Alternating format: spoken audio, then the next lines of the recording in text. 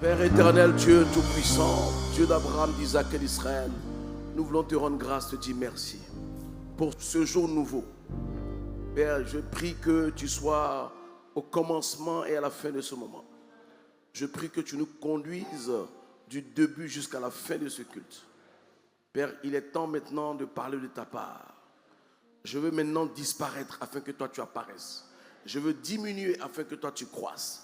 Je veux ne pas être afin que toi tu sois. Je prie que tu oignes ma bouche, tu touches mes lèvres, tu m'amènes en eau profonde, tu me communiques ton rhéma, ta pensée, afin que des fleuves d'eau coulent de mon sein. Merci Père de ce que ta parole qui est esprit et vie est plantée dans le cœur de quelqu'un. Que quelqu'un comprenne le but de son existence. Que quelqu'un comprenne sa prédestination. Que personne ne reparte comme il est venu. Que quelque chose d'exceptionnel s'attache à la vie de quelqu'un.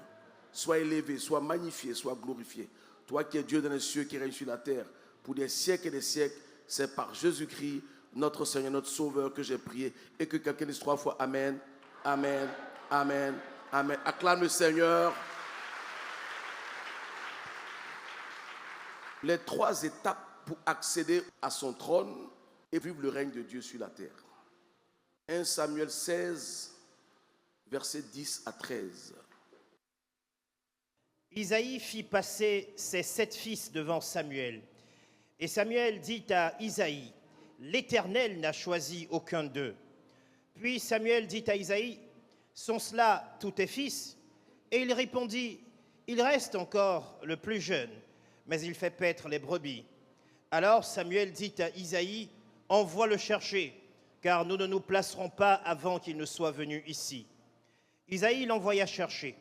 Or, il était blond, avec de beaux yeux et une belle figure. L'Éternel dit à Samuel, « Lève-toi, oins-le, car c'est lui. » Samuel prit la corne d'huile et l'oignit au milieu de ses frères. L'Esprit de l'Éternel saisit David à partir de ce jour et dans la suite. Samuel se leva et s'en alla à Rama.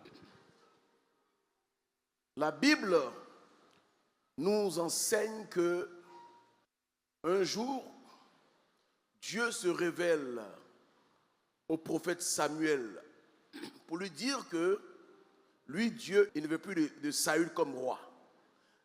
Et Samuel a commencé à plaider pour Saül. Et un jour, Dieu lui dit, arrête de plaider pour Saül parce que je l'ai rejeté, j'ai choisi quelqu'un d'autre à sa place. La confusion que j'ai dans ma tête, c'est que Dieu le rejette, il choisit quelqu'un d'autre, mais il ne dit rien à la personne qu'il a choisie. Or, c'est un poste important, n'est-ce pas? Alors, il dit, tu vas aller dans la maison d'Isaïe,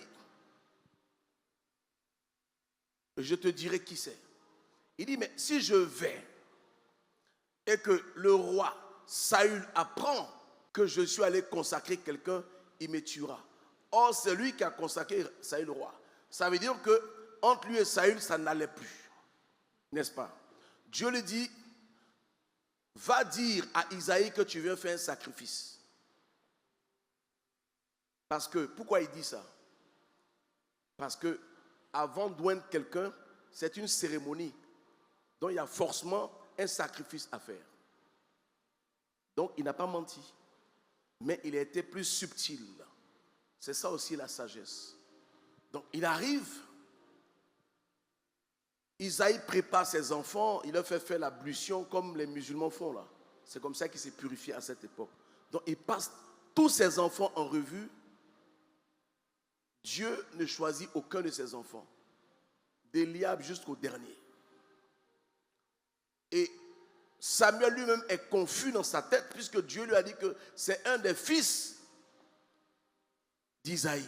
Donc il pose la question. Il dit, sont cela tous tes fils? Le père se souvient que le dernier est en train de s'occuper du troupeau. Donc vous convenez avec moi que lui n'a pas fait d'ablution. Qui comprend ce que je suis en train de dire? Il n'a pas eu le temps de faire ses ablutions. Il n'a pas eu le temps de se purifier. Vous savez, lorsque votre cœur est purifié, ça purifie votre corps. Donc il lui dit, va le chercher. tant qu'il ne vient pas, on ne commence pas la cérémonie. Donc, ils vont le chercher. On le ramène. C'était un jeune, beau garçon, blond, avec des yeux bleus sûrement, parce que quand tu es blond, généralement, tu as les yeux bleus. Amen. Il dit, c'est lui, oins-le. Donc, David arrive comme un cheveu dans la soupe. Il ne sait pas ce qui se passe. On le fait asseoir, on verse lui juste la tête. Or, c'est quelque chose que Dieu a préparé. Dieu prépare, mais il ne dit rien aux concernés. Comment on peut comprendre ça? Il ne lui dit rien parce que David était prédestiné à être roi. Dès lors où Samuel est devenu prophète, Dieu avait déjà prévu de choisir un roi pour Israël. Mais le peuple de Dieu étant trop pressé et allait réclamer un roi à Dieu. Ils sont allés trouver Samuel pour dire non, nous on veut un roi comme les autres peuples. Samuel lui dit mais Dieu est déjà votre roi. On dit non, on veut un roi homme, on ne veut pas Dieu. Donc quand Samuel va devant la face de Dieu, Dieu lui dit que ce n'est pas toi qu'ils ont rejeté, c'est moi. Ils veulent un roi, donne-le un roi. Donc Dieu leur donne un roi avec des critères humains. C'était le plus grand d'Israël, c'était le plus beau, c'était le plus fort. Donc tous les critères que Dieu a pris pour choisir Saül étaient des critères humains. Donc ne soyez pas surpris que Saül soit quelqu'un de très charnel. Amen. Donc Saül n'était pas le choix de Dieu. Mais comme le peuple voulait un homme, il leur a donné un homme. Et il se trouve que Saül a désobéi à Dieu. Donc Dieu le rejette. Maintenant l'homme qu'il a prévu. Parce que lorsque Saül a été choisi comme roi, il a rencontré Samuel. Samuel lui a dit tout ce qui allait se dérouler. Il dit bon, c'est toi que Dieu a choisi comme le chef, tout. Mais le jour où on devait l'introniser, il a pris la fuite. Pourquoi? Parce qu'il n'était pas préparé à ça. Parce qu'il n'était pas prédestiné pour ça. Mais David, lui, lorsqu'il a été oint, il n'était pas surpris. Amen. Il n'a pas posé de questions. Il a compris ce qui se passait parce qu'il était préparé à ça. Mais la Bible dit que après que Samuel est oint David, l'Esprit de Dieu le saisit ce jour-là et dans la suite. Et Samuel retourna à Rama. Donc, il n'a pas donné de consigne à David. Donc, David retourne s'occuper des brebis. Or, on vient de l'oindre comme roi. Est-ce que quelqu'un voit où je suis en train d'aller? Donc, David est oint comme roi. Il est censé se retrouver au palais pour régner. Mais lorsque David a l'opportunité d'arriver au palais, il se retrouve le valet du roi. Que Dieu a dessus, dont il a pris la succession. Je reprends. Dieu dit que Saül n'est plus roi. Lui, Dieu, il a chassé Saül. Il oint David. Et puis Saül est toujours assis sur son trône. Et le peuple d'Israël, les 12 tribus, reconnaissent toujours Saül comme roi. Et David, qui sait qu'on l'a oint roi, il ne peut pas devenir roi parce qu'il ne sait pas comment faire. Donc, être choisi, être oint est une chose, mais comment accéder en est une autre. Donc, pour accéder à son trône là, il y a 3 étapes. La première étape pour accéder à son trône est de rencontrer son prophète. Écrivez ça. La première étape est de rencontrer son prophète ou son guide spirituel. Parce que lorsque tu rencontres ton prophète, ta destinée divine, parce que quand tu nais, la Bible dit que Dieu nous a élus avant la fondation du monde. Ça veut dire qu'on est plus vieux que le monde. On existait dans la préscience de Dieu. On était dans la pensée de Dieu. Quand tu viens au monde et que Dieu te conduit là où il doit te conduire, il te présente à un prophète. Et lorsque le prophète prophétise dans ta vie, ta destinée divine, ça veut dire que ce que Dieu a écrit avant que tu viennes sur la terre, à cause du fait qu'il a prophétisé sur ta vie, ta destinée divine devient une destinée prophétique. C'est pour ça que tu as bien un prophète. Parce qu'il faut un prophète pour prophétiser dans ta vie afin que ce qui était dormant dans ta vie se réveille. Afin que ce qui a été écrit se réveille. Tu as besoin d'un prophète. Dieu ne peut pas prophétiser parce que Dieu n'est pas prophète. Dieu parle. Et le prophète, c'est le porte-parole de Dieu. Donc tu as besoin de quelqu'un qui va te donner une orientation spirituelle. Quelqu'un qui va te guider. Quand on dit un guide, c'est parce que tu es aveugle. Après que David ait été oint, il était perdu. On dit, bon, Dieu te fait roi. Ses frères ne lui disent pas sa majesté, son père, on ne fait rien avec lui. Il retourne s'occuper encore des brebis. Il est le grand roi, David. Et celui que Dieu a chassé, celui que Dieu a vomi, est assis sur le trône. Personne ne peut l'enlever. Comment est-ce possible? C'est ce qui se passe. Il y a des personnes aujourd'hui dans ta vie qui occupent ta place, mais qui t'ont convaincu que c'est leur place. Il y a des personnes aujourd'hui, tu es plus talentueux, tu es plus compétent qu'eux, mais ils prospèrent plus que toi et tu as accepté. Donc, la première des choses, tu as besoin d'un guide qui va t'orienter. Tu as besoin d'un guide qui va te montrer comment prier, comment te comporter. À l'attitude que tu... Vous savez, pour devenir roi, je vous ai dit, quand vous devenez roi, sans avoir été prince, vous échouez. Parce que la principauté est l'étape de préparation pour accéder au trône. Donc, ta principauté, c'est ton étape de formation. C'est l'étape où tu étudies, où tu t'instruis, où tu apprends, soit un métier. Tu fais une formation, tu décroches tes diplômes. C'est un stage de principauté, un stage d'apprentissage. Mais pendant que tu fais cette formation, tu as besoin d'un guide spirituel. Amen. Quelle que soit la religion, un homme qui a un guide spirituel réussit. Je reprends. Quelle que soit la religion, si tu as quelqu'un qui te guide, c'est-à-dire qui sait où il doit t'amener, tu ne peux pas échouer. Les gens échouent parce qu'ils veulent se prouver à eux-mêmes. Les gens échouent parce qu'ils n'écoutent pas. Les gens échouent parce qu'ils savent qu'ils connaissent. Ils disent qu'ils connaissent. Or, tu as besoin de quelqu'un pour t'orienter. Amen. Donc, la première étape dont a eu besoin David pour accéder au trône, c'était d'avoir un guide. Quelqu'un qui pouvait prophétiser sur sa vie. Quelqu'un qui pouvait loindre au moment marqué. Parce qu'il y a des moments où, si ta destinée est grande, ton père spirituel doit te faire une onction d'huile. Il doit te préparer spirituellement. Il y a des choses qu'il va faire dans le secret pour toi. Tu as besoin de quelqu'un pour ça.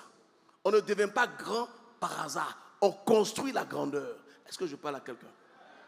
Alors, David rencontre Samuel loin comme roi. Et Saül est toujours roi. Lorsque David va se retrouver comme valet du roi dans le palais du roi, il sera là en tant que musicien pour calmer le mauvais esprit du roi qui agitait le roi. Or, il est censé s'asseoir sur le trône. Donc là où, la société où tu dois être PDG là, on t'amène là-bas et puis on dit, bon, toi tu es celui qui balaie. Je simplifie pour que vous compreniez. Or, tu es le futur PDG de la société. Mais Dieu dit, pour accéder là-bas, tu vas commencer afin que tu respectes le plus petit de la société. Mais David ne se plaint pas. Il fait ce pourquoi il allait au palais. Mais Saül n'est pas un homme simple.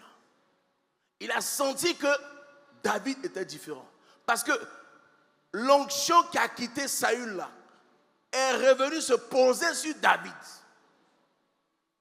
Est-ce que je parle à quelqu'un? L'onction royale qui était sur Saül là a quitté Saül. Donc spirituellement, Saül n'était plus roi. C'est Samuel qui a oint Saül, mais il oint Saül avec une fiole d'huile. Il oint David avec une corne d'huile. Pourquoi? La fiole est provisoire, la corde est permanente. Donc ça veut dire quoi? Ça veut dire que Saül devait être roi juste pour un moment. Sauf qu'on ne peut pas l'enlever.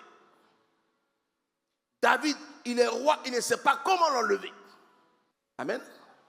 À 2 reprises, Dieu donne l'opportunité à David de devenir roi. Parce que quand Saül a su que David était son successeur, celui que Dieu avait choisi, il n'a pas eu peur de Dieu. Il a voulu tuer David et il a commencé à se mettre à la poursuite de David. Et à 2 reprises, Dieu lui a livré Saül. Mais il s'est dit non, il ne touche pas à un oint de Dieu. Si Dieu rejette quelqu'un, ce n'est plus un oint de Dieu. S'il avait des doutes, il aurait pu poser la question à Dieu de savoir, il est ton oint ou il n'est pas ton oint. Tu ne peux pas accepter celui que Dieu a rejeté. Est-ce que je parle à quelqu'un? Il aurait pu poser la question à Samuel. Samuel aurait expliqué. Mais il a décidé que lui, il ne peut pas toucher à un oint de Dieu. Qui t'a dit que c'était un oint de Dieu? Quand ton ennemi te rate, toi tu ne dois pas le rater. Est-ce que je parle à quelqu'un? C'est de bonne guerre. C'est une mauvaise analyse que les chrétiens font. Dans la Bible, on dit non. À 2 reprises, on dit non, Dieu te livre ton ennemi. Un ennemi, il est fait pour être combattu. Un ennemi, il n'est pas fait pour être caressé. On ne devient pas ami à son ennemi. Ennemi, là, c'est le contraire d'ami. Est-ce que je parle à quelqu'un? Un ennemi, ça se traite. Donc là, il a failli. Il est rentré dans les sentiments. Et c'est le problème des croyants. Nous sommes très sentimentaux. Souvent, même quand tu veux détruire l'ennemi, il y a un sentiment qui dit non, c'est pas, c'est bon, c'est bon. Voilà, moi je te dis c'est bon. Amen. Donc, en ne tuant pas Saül, il a retardé son trône. David a fait 40 ans, Saül aussi a fait 40 ans. Ils ont eu le même temps de règne. Voilà quelqu'un qui est rejeté, mais qui est toujours assis sur le trône. Et David ne sait pas comment faire. Donc, David, il refuse de tuer Saül. Il s'est dit que Saül est âgé, Saül va mourir naturellement. Il se trouve que Saül meurt. Donc pour lui maintenant, il peut être roi. Il n'y a pas moyen. Il n'y a pas moyen. Lorsque Saül meurt, Abner, qui est le chef d'état-major de Saül, dirige le pays sans roi pendant 5 ans. Parce que lorsqu'il installe Is-Bosheth est resté roi 2 ans. N'est-ce pas? Mais la Bible dit que David est resté roi de Juda 7 ans, 6 mois. Donc, lorsque il voit que la tribu d'origine de David, qui est Juda, ou un David comme roi, c'est là qu'il va installer Is-Bosheth, le fils de Saül, comme roi. Quelqu'un sur qui Dieu n'a rien dit. Je veux dire à quelqu'un que ce qui t'est destiné là est aussi convoité par les autres. Je reprends. Ce que Dieu t'a destiné là, si on t'offre un terrain et que tu ne clôtures pas, tu ne fais pas les papiers, quelqu'un va prendre ton terrain. Oh, c'était ton terrain. D'accord? Donc, il constate que Juda a oint David comme roi. Il est roi de Juda. Il n'est pas roi d'Israël. Donc, il installe Is-Bosheth et puis il monte son armée pour attaquer David et ses hommes. Mais lorsqu'il attaque David et ses hommes, il n'arrive pas à battre David, mais David non plus n'arrive pas à accéder au trône. Donc, il y a un flottement comme ça. Maintenant, la question que je pose, pourquoi Dieu n'intervient pas? Lorsque 2 hommes se battent, Dieu les juge, il n'intervient pas. Il dit ce qui est chair, ce qui est esprit. Vous devez savoir que tous les protagonistes adoraient le même Dieu. Je vais expliquer simplement pour que toi tu comprennes. Bon, toi tu es chrétien, tu es PDCI. L'autre est chrétien, il est RHDP. Un autre est chrétien, il est PPACI. Bon, vous êtes en train de vous battre pour avoir le pouvoir. Pourquoi tu veux que Dieu te choisisse toi et qu'il laisse ton frère? Tu es déçu, hein? De la même manière que tu jeûnes, lui aussi jeûne. De la même manière que toi tu pries, lui aussi prie. Pourquoi tu veux que Dieu... C'est ce qui a trompé les chrétiens. Ils disent non, un ange va venir. Les anges ne se battent plus. Ils se sont embourgeoisés, ils ne se battent plus. Si 2 chrétiens sont boxeurs et qui sont sur un ring, les 2 ont prié, les 2 ont jeûné, les 2 se battent, qui va gagner? C'est le mieux préparer. Acclame le Seigneur.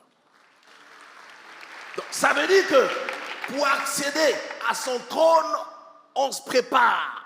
C'est pour ça que lorsque un prince est prince héritier, son éducation est différente des autres princes. On le prépare à accéder au trône. Il y a des choses qu'il doit s'interdire. Il y a des choses qu'il ne peut pas faire. Toi, tu veux devenir roi dans la saleté. Tu veux devenir roi dans la poubelle. Tu veux devenir roi dans le déshonneur. Tu veux devenir roi, tu n'as pas de parole. Tu veux devenir roi, tu ne payes pas crédit. Tu veux devenir roi, tu mens. Tu veux devenir roi, tu triches. Tu veux devenir roi. Or, un futur roi ne doit pas avoir ce défaut-là. Est-ce que je parle à quelqu'un? Donc, Ishbosheth, qui adore le même Dieu que David, sait que David est le choix de Dieu, mais il s'en fout parce que David ne fait pas son affaire. Il met quelqu'un que lui peut contrôler. Et Dieu n'intervient pas. Voilà comment vous pouvez comprendre que des Occidentaux, depuis des centaines d'années, il y a eu la colonisation, la traite négrière. Mais c'est comme si Dieu n'était pas là. Dieu n'intervient pas dans les histoires des humains. David attendait que Dieu vienne l'installer. Or, Dieu l'avait déjà fait. Quand il met l'huile sur ta tête là, pourquoi c'est sur ta tête qu'on met l'huile? Parce qu'à l'intérieur de ta tête, tu as un cerveau. Je réponds. Dieu ne fait pas oindre ton pied, ni ta main. Il fait oindre ta tête. À l'intérieur de ta tête là, tu as un cerveau. Donc Dieu t'a donné un cerveau, tu dois utiliser ton cerveau pour atteindre tes objectifs. Tout ne s'obtient pas par la prière. La prière est une arme spirituelle, défensive comme offensive. Au-delà de la prière, tu dois réfléchir, tu dois analyser, tu dois cogiter, tu dois t'instruire, tu dois apprendre, tu dois te perfectionner, tu dois te former, tu dois discerner, tu dois avoir les moyens de ta politique. Tout ça, ça s'apprend. La Bible dit que dans Osée 4:6, le peuple de Dieu est détruit parce qu'il lui manque la connaissance. Tu dois comprendre que si tu n'as pas de connaissance, tu ne peux pas accéder à un certain niveau. Si tu n'as pas de connaissance, il y a des postes que tu ne peux pas avoir dans la société. Si tu n'as pas la connaissance, si tu n'as pas le diplôme, si tu n'as pas le niveau, il y a des métiers que tu ne pourras jamais faire. Donc la base, si tu sais que tu es prévu pour une grande destinée, tu dois commencer à te préparer dans le secret. Lorsque David était auprès des brebis, des moutons, il se préparait spirituellement. Mais est-ce que toi, tu te prépares pour accéder à ton trône? Est-ce que tu connais ta valeur? Est-ce que tu sais qui tu es spirituellement? Est-ce que tu sais ce que Dieu a dit sur toi? Souvent, tu te retrouves dans des choses qui te déshonorent. Souvent, ta réputation fait qu'il y a des postes que tu ne peux plus occuper parce que tu n'as pas réalisé qui tu es en réalité. Toute personne qui a une influence sur toi peut faire soit ton bonheur ou ton malheur. Et un jour, Ishbosheth, que Abner a installé comme roi, va se plaindre à Abner pour lui dire: pourquoi tu couches avec la concubine de mon père? Il dit: ah bon? Toi tu n'étais rien. Je t'ai pris, j'aurais pu te livrer à David pour qu'il te tue. Je te prends, je t'installe comme roi. Et toi, tu me poses cette question. Donc, tu me prends pour un chien. Il dit: à partir d'aujourd'hui, tu n'es plus roi. Il n'a pas prié. Mais vous, les chrétiens, tous, c'est prier, prier, prier. C'est bon. Il dit: tu n'es plus roi. Celui qui te fait peut te défaire. Il a démis de sa royauté. Et puis, personne ne parle. Même lui-même ne parle pas. Maintenant, il envoie les gens voir David. Il dit: à qui appartient ce pays? Donc il savait, mais ça ne l'arrangeait pas. C'est de la politique. Il dit: à qui appartient ce pays? Il dit: fais alliance avec moi, afin que ma main, pas la main de Dieu, il dit: moi, ma main Abner, t'aide à retourner le peuple pour que tu règnes sur tout Israël. C'est fort. Un homme, pas un Dieu. Pourquoi? Parce que Abner avait le char de fer. Il était le chef d'état-major général de l'armée. On ne parle pas en langue pour prendre le pouvoir.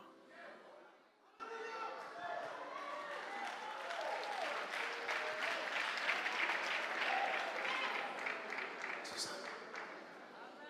Le chrétien, souvent, même quand quelqu'un est malade, au lieu de l'amener à l'hôpital, ils vont mettre les puissons en langue. Il va mourir dans votre main.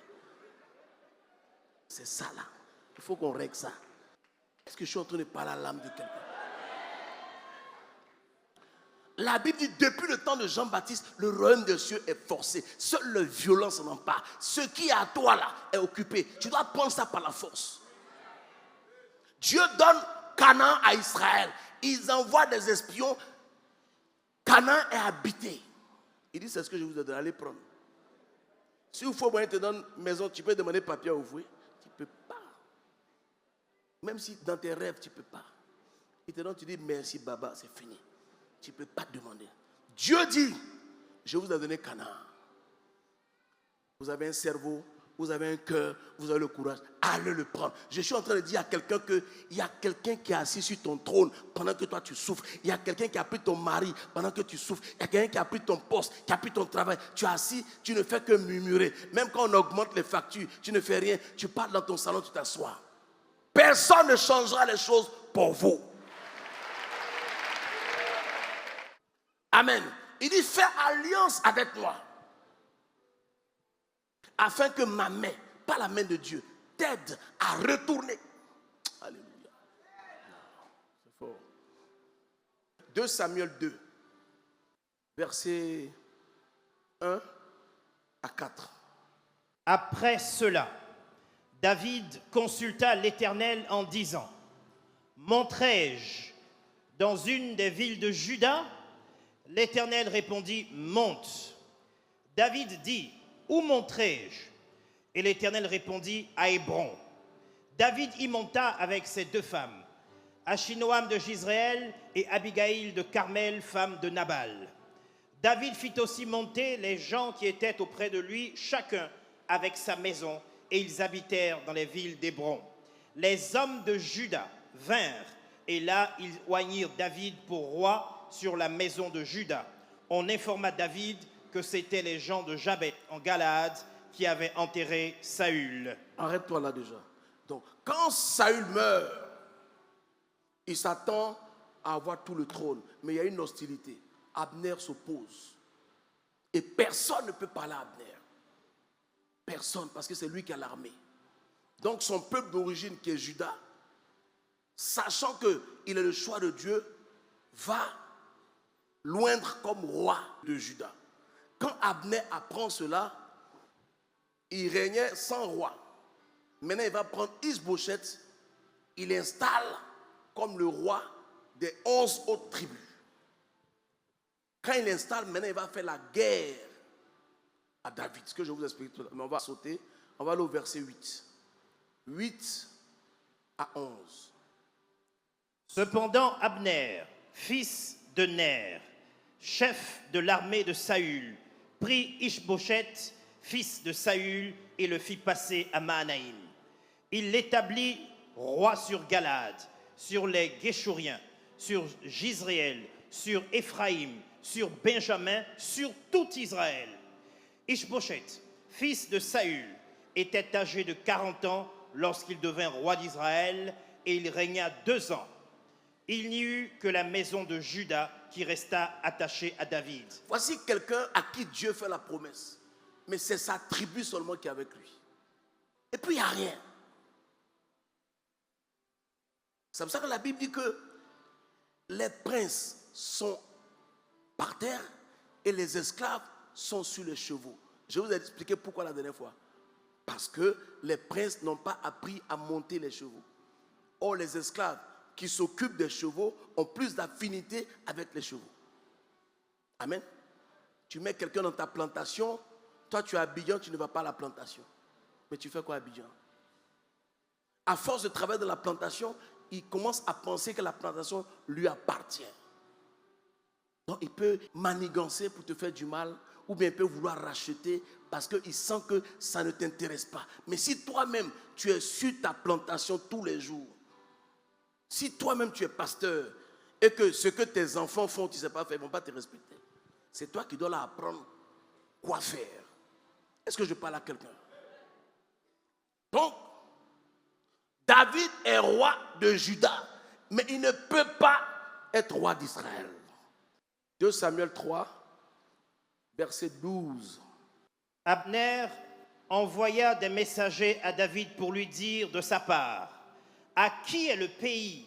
Fais alliance avec moi, et voici, ma main t'aidera pour tourner vers toi tout Israël. C'est ce qu'on a vu tout à l'heure. Ça veut dire que c'est Abner qui décide qui doit être roi, qui ne doit pas être roi. Il lui demande à qui appartient le pays. Donc Abner sait que c'est à David qu'appartient le pays. C'est parce que Jonathan savait que c'est à David que Dieu allait donner le pays qu'il a donné sa principauté. Amen. Donc il s'oppose et Dieu ne dit rien. Donc, vous devez comprendre que même si vous priez, vous jeûnez et que vous n'avez pas le courage, vous n'avez pas la détermination, vous n'êtes pas violent pour récupérer ce qui est à vous, vous allez le perdre. La nature a horreur du vide. Si on te donne quelque chose et que tu ne l'entretiens pas, quelqu'un d'autre va prendre pour entretenir. Allons au verset 17. Abner eut un entretien avec les anciens d'Israël et leur dit: vous désiriez autrefois d'avoir David pour roi?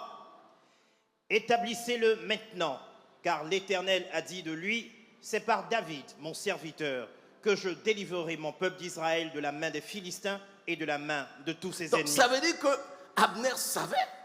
Vous voyez ça? Il savait, mais il en avait cure.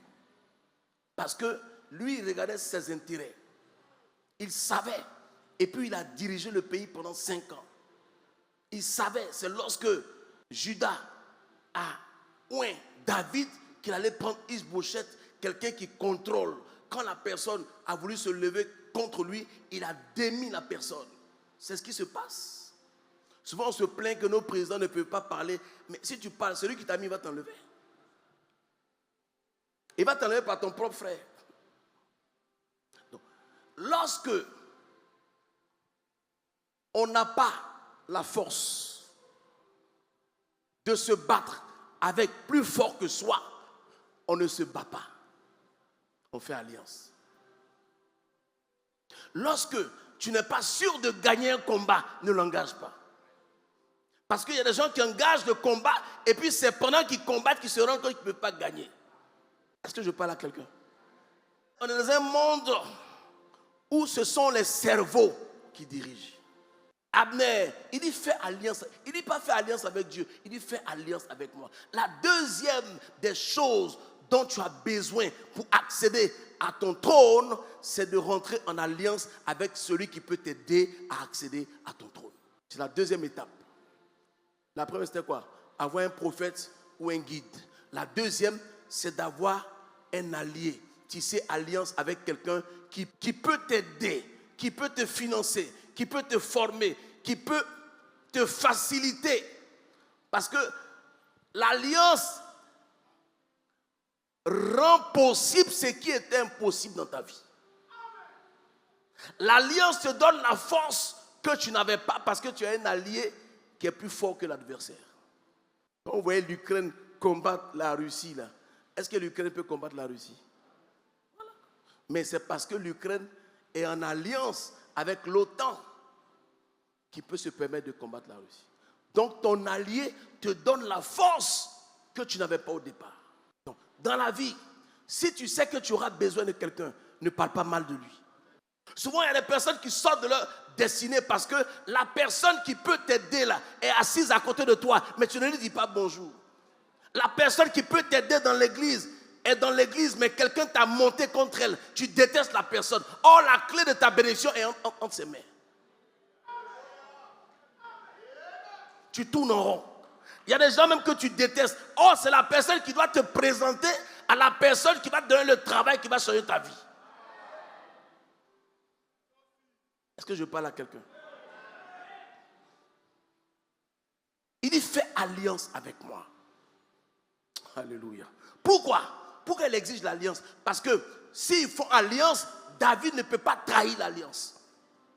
Celui qui trahit l'alliance est condamnable. C'est pour ça que lorsque tu signes un pacte avec le diable, même si tu deviens chrétien, tu peux mourir. Parce que c'est une alliance que tu as trahie. Si tu es avec une femme, la femme ne t'a rien fait, tu la maltraites, et puis tu la chasses, tu prends une autre, tu vas payer. Parce que le mariage est une alliance. Et on ne trahit pas l'alliance, il y a des conséquences. Est-ce que je parle à quelqu'un? Donc il dit, fais alliance avec moi. Parce que s'il fait alliance, il va jurer, il va prêter serment. Il ne pourra pas trahir l'alliance, même si demain il est au pouvoir. C'est pour ça qu'il dit, fais alliance avec moi. Donc David dit, je suis prêt à faire alliance avec toi. Il aurait pu penser aux antécédents. Il y a des gens en Côte d'Ivoire qui ne seront jamais présidents. Vous savez pourquoi? Parce qu'ils ont des problèmes de personnes avec des personnes. Et sans ces personnes-là, ils ne pourront jamais accéder au trône. David aurait pu se dire, j'ai fait la guerre avec Abner. Il a tué mes hommes, j'ai tué aussi ses hommes. Mais il a ignoré les considérations antérieures. Et puis il a réfléchi. Il dit, qui peut m'aider à accéder à mon trône? Qui peut m'aider à devenir le roi de tout Israël? C'est la seule personne. Dieu fait que la personne même me propose de faire alliance avec elle. Qu'est-ce que je fais? Un instant, non, il a tué mes gars, il m'a attaqué. Voici la politique dans laquelle nous sommes. Comme vous voyez, telle personne est en alliance avec quelqu'un, après ils sont plus en alliance, et l'alliance, c'est ça la politique. Hein? Vous êtes choqués parce que vous ne faites pas la politique. C'est ça la politique. Tu t'allies avec celui qui peut t'aider à avoir ce que tu veux. Ce n'est pas une trahison. C'est ça l'alliance. Qu'est-ce que David fait? Si c'était toi, tu allais faire quoi? Il y a des gens qui sont rancuniers dans l'alliance. La rancune, c'est pour les petites gens. On n'accède pas au pouvoir pour se venger. Est-ce que je parle à quelqu'un? Un grand, quand on le met à une position d'élévation, il oublie la vengeance. La vengeance, c'est pour les aigris. La vengeance, c'est pour les haineux. La vengeance, c'est pour les méchants. Dieu peut utiliser ton pire ennemi pour te faire accéder. Mais cet ennemi-là, il devient ton partenaire. Ce n'est plus ton ennemi. Si Abner n'était pas intervenu pour faire cette proposition à David, David ne serait jamais devenu le roi d'Israël. Quand bien même il était le choix de Dieu. Si Ishbosheth n'avait pas trahi Abner, il serait roi et puis il n'y a rien. Souvent tu pries. Vous savez que le président qui est là, tu ne l'aimes pas, tu pries et puis il est là. On dit, il est malade, il va mourir, et puis Dieu est là. Ta prière ne peut rien changer. Si je parle à quelqu'un, je suis en train de vous révéler le mystère de Dieu. Comment Dieu fonctionne. Quand tu es faible, la Bible dit que avant de posséder une maison là, tu dois lier l'homme fort. Mais pour lier l'homme fort, tu dois être plus fort que l'homme fort. Amen ou pas amen? Il fait alliance avec Abner. Abner va parler au peuple. Il dit, vous vouliez de lui avant. Donc il savait. Mais personne ne peut venir dire qu'on veut de lui. Parce qu'ils connaissent Abner. Il dit, bon, maintenant, moi, je veux de lui aussi. Il dit, établissez-lui. Donc, ce n'est pas Abner d'établir. Donc, Abner fait pression sur les personnes qui établissent. Il y a des gens comme ça, que Dieu met sur ta route. Eux, ils décantent les situations bloquées. Tu as besoin d'une personne comme ça dans ta vie, qui rentre partout, qui parle aux gens à qui tu ne peux pas parler, qui a le verbe, qui a la qui a la manière, qui est convaincant, à qui on ne peut pas dire non. Tu as besoin d'accéder à ton trône, mais seul tu ne le peux pas. Tu as besoin d'un partenaire avec qui tu tisses alliance. Alléluia. Avant cela, Joab, qui était le chef d'état-major de l'armée de David, avait un petit frère qui a provoqué Abner à plusieurs reprises. Abner ne voulait pas se battre avec lui, mais il a poursuivi pour qu'il se batte. Et ils se sont battus pendant la guerre. Abner a tué le frère de Joab. Quand David invite Abner, il fait un festin, ils font alliance, ils font la fête. La Bible dit que Abner repart en paix avec les gens avec qui il est venu. En chemin, on dit à Joab que Abner est venu ici. En chemin, il prend Abner, il tue Abner. Ça veut dire quoi? Il a trahi le roi. Mais la Bible dit que le roi ne pouvait pas parler parce qu'il avait peur de Joab. C'était son chef d'état-major, lui qui avait le char de fer, il n'a rien dit. Mais dans son cœur, il avait vomi Joab. Il y a des gens que tu rends forts. Ils sont tellement forts qu'ils n'ont plus peur de toi. Ils sont tellement forts qu'ils ont leur vision dans ta vision. Ils oublient que c'est toi qui les as établis. D'une manière ou d'une autre, tu vas tomber. Parce que celui qui t'a mis peut te démettre. Celui qui t'a fait peut te défaire. Même s'il n'est pas content, seulement quelque chose peut t'arriver.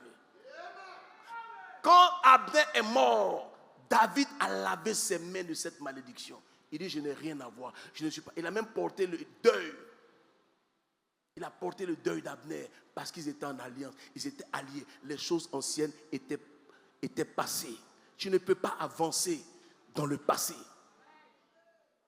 Je reprends. Tu ne peux pas avancer pendant que tu es retenu par le passé, pendant que tu es retenu par des rancœurs, des problèmes de personnes, des futilités, des trucs que vous avez eu il y a 5 ans, 6 ans. Ça dit, tu dis non, il y a 10 ans, et tu es un sorcier.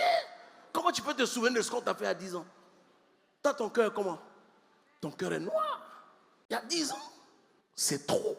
Il faut évacuer les choses si tu veux avancer. Parce que quand tu retiens, ça t'alourdit, ça te retarde, ça te garde en arrière. Tu dois évacuer.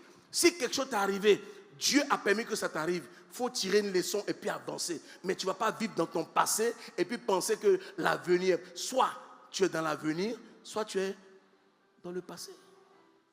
Est-ce que je parle à quelqu'un? La troisième étape. 1 Roi 1, verset 5, jusqu'à ce que je te dise d'arrêter. Adonijah, fils de Haggith, se laissa emporter par l'orgueil jusqu'à dire « C'est moi qui serai roi ». Et il se procura un char et des cavaliers et 50 hommes qui couraient devant lui. Son père ne lui avait de sa vie fait un reproche en lui disant « Pourquoi agis-tu ainsi ?» Adonijah était en outre très beau de figure et il était né après Absalom. Arrête-toi là. Lorsque Absalom meurt, c'est Adonijah qui devient l'aîné. Son père est vieux. La Bible dit que son père ne lui a jamais fait un seul reproche. Donc son père entend dire que Adonijah prend des chars. Il a son char avec des chevaux, il a un cortège. Et puis il passe comme s'il était le roi. Le roi apprend, mais il ne dit rien. Parce que le roi a un faible pour Adonijah. Il ne lui a jamais fait de reproche. Donc, il profite de ça pour se positionner. Et il dit, c'est moi qui serai le roi. Et puis, personne ne parle. Amen. Pour dire que lorsque Adonijah était sur le char, là, Salomon était assis par terre. Or, Salomon, ce n'est pas David qui l'a choisi, c'est Dieu qui l'a choisi. Salomon est le choix de Dieu. Sinon, en temps normal, Salomon étant le fils de Bathsheba, par rapport à Uri, il ne serait jamais devenu le choix de Dieu. Mais c'est lui que Dieu choisit. Mais David sait que Salomon est le futur roi. On lui dit que Adonijah joue au roi pendant que lui, le roi, n'est pas mort. Et puis il ne parle pas. Verset 11. Alors Nathan dit à Bathsheba, mère de Salomon, « N'as-tu pas appris qu'Adonijah, fils de Haggith, est devenu roi sans que notre Seigneur David le sache? Viens donc maintenant, je te donnerai un conseil, afin que tu sauves ta vie et la vie de ton fils Salomon. » Arrête-toi là. La troisième des choses dont tu as besoin pour accéder à ton trône, c'est un mentor. Écrivez ça. Lorsque la situation se passe, Adonijah va voir un sacrificateur du nom d'Abiathar qui prend comme guide, comme prophète. Il va voir Joab, chef de l'armée, c'est lui qui a le char de fer. David a peur de lui. Il le prend comme mentor. Donc il sait que son royaume est assuré. Est-ce que vous comprenez ce que je suis en train de dire? Donc il faisait ça parce qu'il savait qu'il y avait des gens qui l'encourageaient. Mais eux, Joab et Abiathar, en le faisant, trahissaient David. Puisqu'ils savent que Dieu a choisi Salomon à la place d'Adonijah. Voilà au verset 13. Va, entre chez le roi David et dis-lui, « Ô mon roi, n'as-tu pas juré à ta servante en disant, Salomon ton fils régnera après moi et il s'assiera sur mon trône? Pourquoi donc Adonijah règne-t-il » Verset 14. Et voici, pendant que tu parleras, là avec le roi, j'entrerai moi-même après toi et je compléterai tes paroles. Bathsheba se rendit dans la chambre du roi. Il était très vieux et Abishag la Sunamite le servait. Bathsheba s'inclina et se prosterna devant le roi et le roi dit, « Qu'as-tu » Elle lui répondit, « Mon Seigneur, tu as juré à ta servante par l'Éternel, ton Dieu, en disant, « Salomon, ton fils, régnera après moi, et il s'assiera sur mon trône. » Arrête-toi là. Lorsque Nathan, qui est le prophète attitré de David, apprend ce qui se passe, lorsque Adonijah organise son festin, il met Nathan de côté, il met les autres généraux de côté. Donc il y a un groupe qui est avec Adonijah, il y a un groupe qui est contre, qui est avec David. Donc Nathan vient trouver Bathsheba pour lui dire, n'as-tu pas appris que Adonijah règne sans que le roi ne sache? Il dit, viens, je vais te donner un conseil afin que tu sois sauvé, toi et ton fils. Donc, Nathan était le mentor de Bathsheba. Et Bathsheba était le mentor de Salomon. Il lui donne une parole de sagesse. Vous devez comprendre que lorsque vous avez un mentor, le rôle du mentor est de te donner la stratégie, le plan et le timing. Lorsque tu es un mentor, le rôle du mentor, parce que le mentor, lui, il sait ce que tu veux apprendre. Le mentor, lui, il a déjà vu là où tu vas aller. Donc, il te montre le chemin. Donc, le rôle du mentor est de te montrer la stratégie. Vous devez savoir que la stratégie est toujours théorique. C'est lorsque la stratégie, quand c'est mis sur papier, prêt à exécution, c'est ce qu'on appelle le plan. Vous ne verrez jamais un architecte faire une maison sans plan. N'est-ce pas? Donc, sa stratégie, il va trouver Bathsheba. Il dit, entre chez le roi. Voici ce que tu vas lui dire. Va lui dire, est-ce que tu sais que Adonijah est en train de régner à ton insu, alors que tu m'as promis que c'est mon fils Salomon qui va être roi. Maintenant, je sais que si Adonijah est roi, si toi tu n'es plus là, il me tuera, il tuera mon fils. Et lui dit que pendant que tu seras en train de lui parler, moi je vais rentrer. Pour appuyer ce que tu es en train de dire. Il n'a pas dit de prier. Il a présenté la stratégie. Et puis il a montré le plan à la femme. Il dit, voici ce que... Parce que lui, il travaille avec le roi. Il ne peut pas aller parler au roi comme ça. Donc, il utilise une sagesse pour toucher le cœur du roi. Donc, elle se met à genoux, elle se prosterne. Et puis, elle pleure pour lui donner. Et pendant qu'il est en train de parler, maintenant, Nathan rentre comme si de rien n'était. Ça, c'est la politique. Il dit, mon roi, est-ce que tu sais que c'est Adonijah qui règne? Ils n'ont pas prié. Ils ont réfléchi. Il a organisé son festin. Il ne m'a pas invité, moi qui suis ton serviteur. Et puis quand elle parle là, elle ne prononce pas le nom de Nathan, comme si ce n'était pas parlé. Dis à quelqu'un, Minesbury. C'est de ça que tu as besoin pour accéder. Il te faut un leader intelligent. Il te faut un mentor qui a déjà vu là où tu dois aller. C'est lui qui te montre le chemin. Donc il rentre, il appuie ce que la dame a dit. Il dit, mais ou bien c'est toi qui l'as intronisé, tu ne nous as pas dit. Mais il fallait nous dire. Le cœur du roi est chaud. Parce que quand il est rentré, ils ont fait sortir Bathsheba. Il a parlé avec le roi. Il dit, appelez-moi Bathsheba. Il dit à Bathsheba, il dit, je t'ai dit que ton fils Salomon allait être roi. Je confirme aujourd'hui qu'il sera roi. Et ce matin, il sera roi. Il a tué le discours. Comme on dit en Côte d'Ivoire. Il dit, allez prendre ma mule, mettez Salomon dessus. Et ça, c'est le timing. C'est-à-dire que le temps où Nathan entre là, c'est le timing, le bon moment. Parce que l'objectif était que Salomon soit roi ce même jour. Donc, quand il finit de parler, il dit, faites venir Bathsheba. Il réitère sa promesse. Maintenant, il dit, allez prendre, il appelle le sacrificateur. Ceux qui sont restés fidèles à lui, ils sont 3. Il dit, bon, le sacrificateur Sadok et Nathan vont oindre Salomon roi. Et puis, arrivé là, vous allez dire, vive le roi Salomon. Si Nathan n'était pas intervenu, Adonijah allait être roi et puis Salomon n'allait jamais être roi, même si Dieu a dit. Je suis en train de dire à quelqu'un que tu souffres parce que tu as accepté. Ne pense pas que Dieu prend plaisir à te voir souffrir. Dieu, ce n'est pas un maso. Il a dit quelque chose sur ta vie. Tu dois savoir ce que Dieu a dit sur ta vie. Te battre pour devenir qui tu es. Parce qu'il y a des gens qui sont d'autres personnes. Tu n'es pas toi. Si tu envies quelqu'un, c'est que tu veux être quelqu'un d'autre. Vrai ou faux? Si quelqu'un réussit à t'influencer négativement, cette personne est ton mentor. Je réponds. Il y a des personnes qui ont de grandes destinées, qui finissent dans la drogue, dans l'alcool. Pourquoi? Parce qu'ils sont tombés sur de mauvais mentors. Le mentor, ce n'est pas une question d'âge. Quelqu'un qui réussit à te faire boire pendant que tu ne bois pas, c'est ton mentor. C'est ce que dans la rue on appelle vieux père, là, c'est ça. Vieux père, ce n'est pas une question d'âge. Vieux père, c'est quelqu'un qui t'apprend ce que tu ne connaissais pas.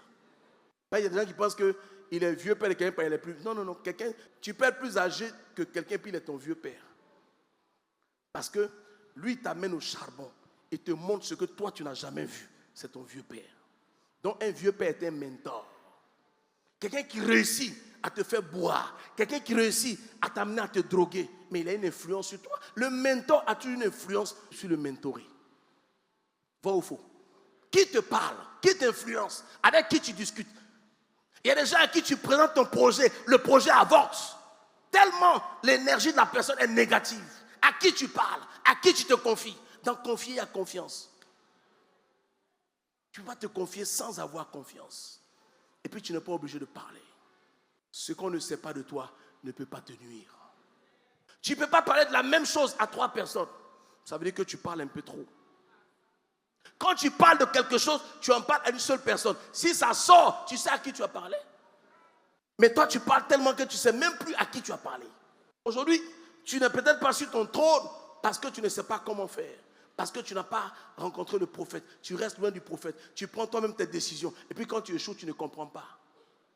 Dieu a établi quelqu'un sur ta vie pour t'orienter. Pour te donner une orientation spirituelle. Il y a des gens qui tournent en rond parce qu'ils pensent qu'ils croient savoir. La Bible dit que celui qui pense savoir n'a pas encore connu.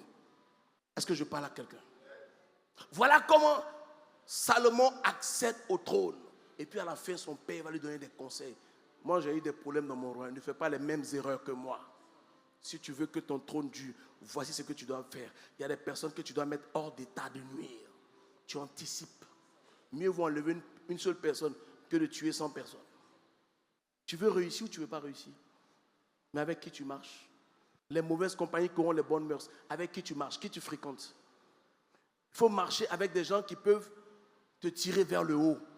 Pas qui vont te tirer vers le bas. Avec qui tu marches, avec qui tu parles, avec qui tu échanges tes projets. Vous savez, tu ne deviendras que par rapport à ta mentalité.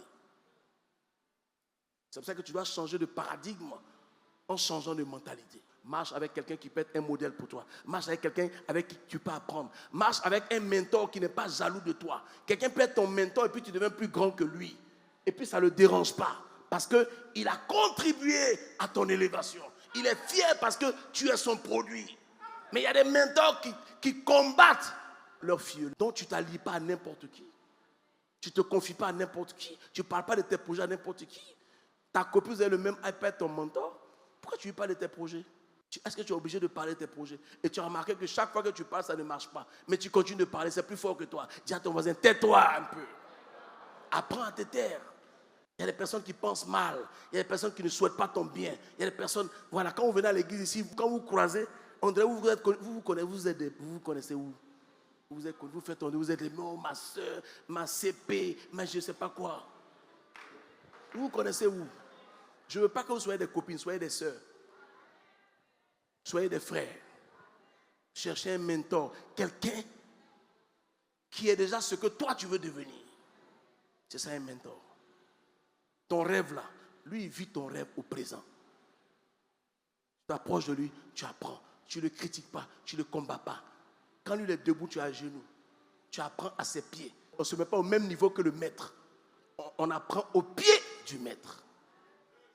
Donc c'est la soumission. La soumission te met sous une mission que tu vas réussir forcément. Voilà pourquoi tu ne règnes pas. Tu ne règnes pas parce que tu ne veux pas retourner à l'école. Tu ne règnes pas parce que tu ne veux pas apprendre un métier. Écoute, si tu n'as pas de métier, tu ne sauras rien faire. Quelqu'un ne peut pas avoir un métier et puis souffrir. Ce n'est pas possible. Tout métier te donne à manger. Il y a des gens qui veulent travailler. Non, je veux travailler. Tu sais faire quoi? Tout. Toi, tu n'as rien appris, tu vas faire tout. Tu as vu ça où? Voilà. Quand tu as 18 ans, tu t'en fous. Tu ne veux pas aller à l'école. Mais quand tu as 30 ans et que tu n'es pas allé à l'école, tu n'as aucun diplôme, tu n'as appris aucun métier, comment tu veux compter? Même si on veut t'aider, on ne peut pas parce que tu n'as pas les moyens de ta politique. Tu n'as pas de niveau. Il dit, je bénirai l'œuvre de tes mains. Tes mains ne font rien. Il ne peut pas te bénir. Même s'il veut, même s'il t'aime, il ne peut pas parce que toi-même, tu t'es auto-censuré. Tu t'es fait harakiri. Voici pourquoi tu ne règnes pas. Tu es né pour régner et tu ne règnes pas. La Bible dit que de riche qu'il était, il s'est fait pauvre afin que nous fussions enrichis. Tu es encore pauvre. Ce n'est pas normal. Il dit, je souhaite que tu prospères à tous égards. Sois en bonne santé comme prospère l'état de ton âme. Même quand tu es malade, ça ne plaît pas à Dieu. Il souhaite que tu sois en bonne santé.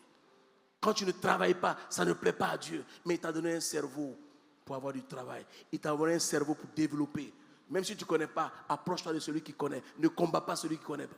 Ne traite pas de vendeur de drogue. Parce que tu auras besoin de lui un jour.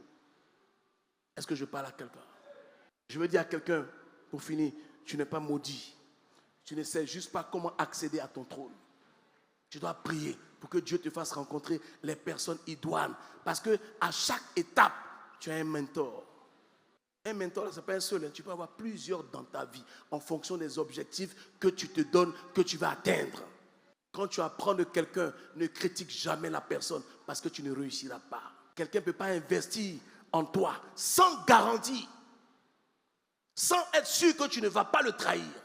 Quand vous voyez les oligarques, là, quand ils mettent quelqu'un au pouvoir, là, il prend des garanties. Il est dans l'ombre, mais c'est lui qui dirige. C'est lui qui t'a mis là où tu es. Et tu as des comptes à lui rendre. C'est de ça qu'il est question. Au Sénégal, il a fallu avoir la guerre. Les guides se sont assis, ils ont parlé à leur fils et puis ça s'est réglé. Un politicien qui n'a pas de guide ne peut pas perdurer. Tu as besoin de quelqu'un qui peut te dire la vérité. Mais si tout le monde a peur de toi, non, tu es beau, tu es fort, un matin, c'est fini.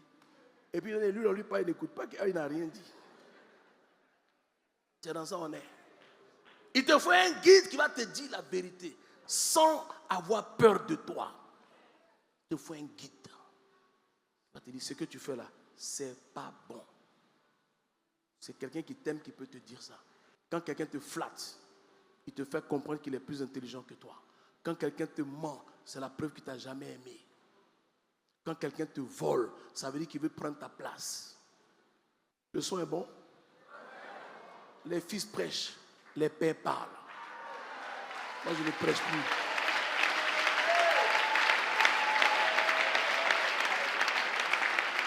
Tu es né pour régner. Et tu souffres et Dieu est en colère. Il ne peut pas intervenir parce que ce n'est pas son niveau. Souvent, il y a des problèmes dans l'église qui sont tellement futiles que je ne peux pas intervenir parce que c'est trop petit pour moi. C'est comme ça. Dieu nous voit comme des fourmis. Il ne peut pas se mêler des histoires des hommes. Ne marche pas avec n'importe qui. Qui s'assemble se ressemble. Ne t'assois pas avec n'importe qui. Ne t'attable pas avec n'importe qui. Si un homme te frappe, c'est parce qu'il ne te respecte pas. Si un homme te porte main, c'est parce qu'il ne te respecte pas. Il y a des femmes qu'on épouse, il y a des femmes qu'on couche. Tout est une question d'attitude. Il y a des femmes, quand tu la rencontres le premier jour, tu sais que c'est ta femme. Quand tu la vois le premier jour, tu sais que c'est ta femme. Pourquoi? À cause de son attitude. Une femme qui est trop oué, c'est comme les poulets qui tu ne peux pas. Tu ne peux pas t'asseoir, tu sautes ici, tu sautes ici, tu sautes ici. Ton mari même il a fui, il a peur de te dire, où ça c'est quelle femme ça? Femme qui ouvre bien sa dent. Ah! Si tu faisais ça, tu fais ça.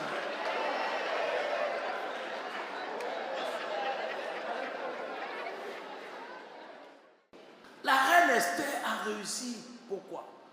Parce qu'elle a eu un bon guide qui était Mardoché. Elle avait un bon mentor, parce que ton guide peut être ton mentor aussi.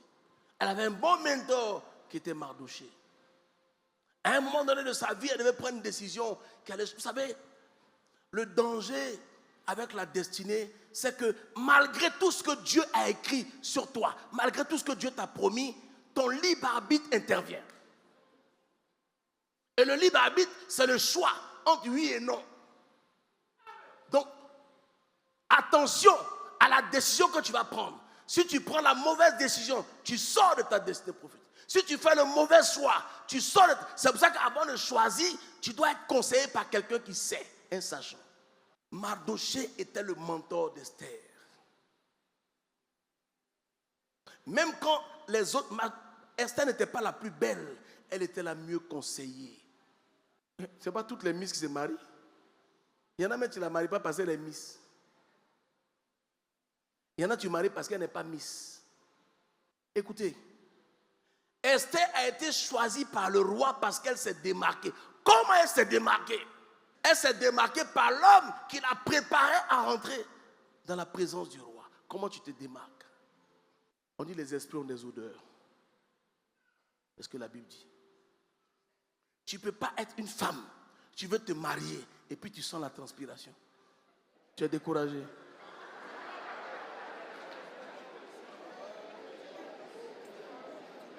Si moi je ne te dis pas, qui va te dire?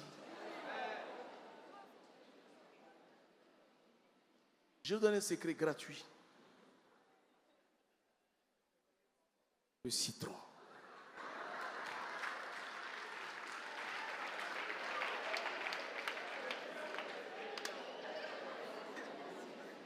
Ils ont tellement nettoyé Esther que le roi a vu qu'elle était différente des autres.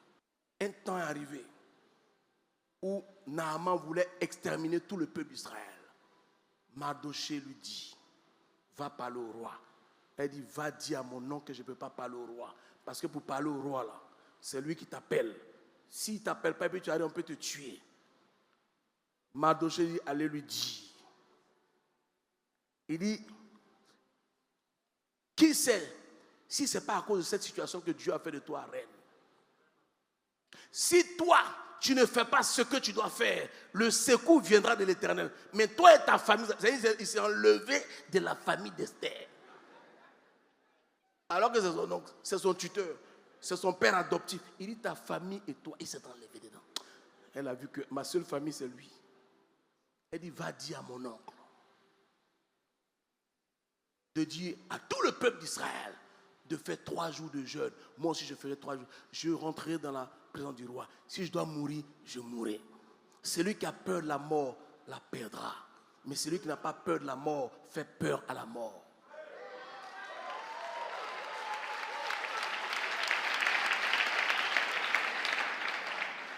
On dit, ce que je crains, c'est ce qui m'arrive. Ce que je redoute, c'est ce qui m'atteint. Quand tu as trop peur, tu deviens peureux. Quand tu as trop peur, tu t'auto-censures. Le bandit, les 2 étapes. Il dit, si tu n'ouvres pas, si je range, je te mets qu'à rentrer. Pourquoi toi, tu vas l'aider à venir? Pourquoi? Fais ton métier, chacun fait son métier. Mais toi, tu veux que moi j'ouvre, et puis toi, mais pourquoi? Il faut me tuer. C'est que je ne vais pas ouvrir. Mais tu as tellement peur que tu ouvres. Saül a échoué parce qu'il a méprisé l'homme qu'il a fait. Saül a échoué parce que Dieu lui a dit qu'il a voué par interdit les Philistins. Il devait exterminer le roi des Philistins et tous les Philistins. Il a épargné le roi des Philistins.